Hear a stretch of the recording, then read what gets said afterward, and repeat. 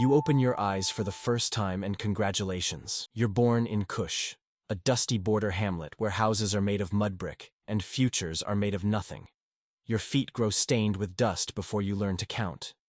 You chase other children through thorn bushes. You laugh easily. You sleep deeply. You believe the world is small but safe, adorable. By 5, you grind grain with your mother. You fetch water from the Nile.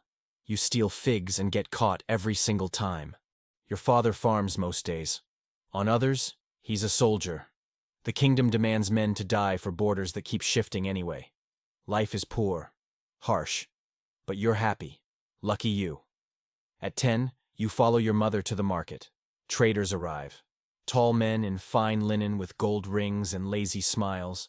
Sometimes they look at you a little too long. Your mother steps in front of you like a shield. Your father growls at shadows. But shadows don't raid villages.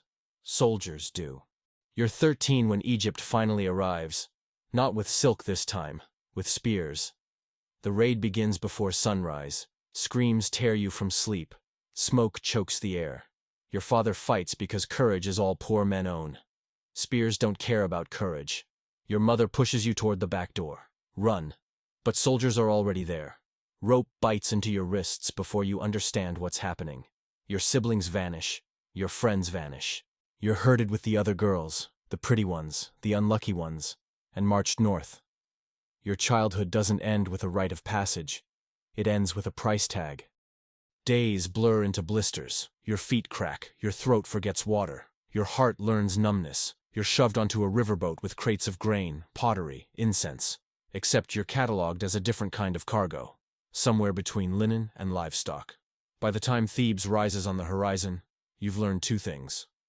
Crying is useless, and they like you better when you're silent. Brilliant strategy, really. Once you arrive, the transformation begins. You're inspected like cattle, renamed without ceremony, measured, and sold to a noble household. The first thing they take is your hair, shaved clean. Not for hygiene, for presentation. Then your body becomes a daily project. Morning baths. Scented oils rubbed into your skin until you shine like polished ivory. Kohl drawn around your eyes with precision that stings. Linen so transparent, you wonder why they bother calling it clothing. Older servants teach you everything you never wanted to know. How to walk without sound. How to kneel so your posture pleases. How to lower your gaze at the exact respectful angle. How to endure wandering hands without flinching. They call it refinement. Everyone knows it's obedience sculpted into flesh. You learn the hierarchy fast. Great wife at the top. Secondary wives beneath. Concubines below them. Then, decorative slaves. Congratulations, that's you. The older girls whisper the only rule worth remembering. Their eyes are already dead when they say it. You belong to anyone who calls for you. You nod. You've learned to nod. Your first night doesn't come from the master. It comes from a visitor, a merchant, important, wealthy. The head servant calls your name. You follow because not following is not an option. He treats you like a convenience, like something the house provides, like wine or fruit. He doesn't speak Egyptian well, so he uses gestures. But gestures are universal. Lie down. The act is quick, clumsy. It hurts. Afterward, he thanks the master through the servant. You aren't acknowledged. Next morning, you serve breakfast as if nothing happened. You move like reeds bent too far. It continues. Visitors come and go. Dignitaries, soldiers, merchants. You become part of the hospitality package. Prepare the room. Prepare the girl. You learn to breathe shallowly, to stare at ceilings, to make your mind a blank, safe place to hide. Numbness becomes a skill as essential as kneeling. Then the master calls for you. He's heard good things. He inspects you slowly, savoring. That night stretches long, painful, quiet. For almost a year, you're his favorite. Not cherished, just used more often. The mistress watches you like a curse waiting to land. Then you miss your moon cycle. The barley wheat test confirms it. You squat over bowls of seeds. Days pass. Wheat sprouts. A girl. Everything you gained vanishes overnight. Food returns to scraps. Respect disappears. The master finds someone younger. You nurse your daughter for months. Then she's taken to the nursery. She looks like a mini you. And that's not a good thing. You haven't broken the cycle. You've just given birth to it. 4 years pass. You're 20 now. In this place, that's long enough for faces to change and children to be sorted into futures they didn't choose. The mistress births a daughter, celebrated, swaddled in fine linen, protected by default. Your daughter? She grows clever, loud when she thinks no one listens. She clings to your fingers. You love her fiercely, quietly. You teach her to disappear. Then the festival of Hathor arrives, goddess of love, music, motherhood. A holiday that celebrates joy by dissolving restraint. Wine flows, drums echo, intoxication as devotion. The master drinks far more than usual. That's the point. You take a walk through the estate. A corridor, loud, chaotic.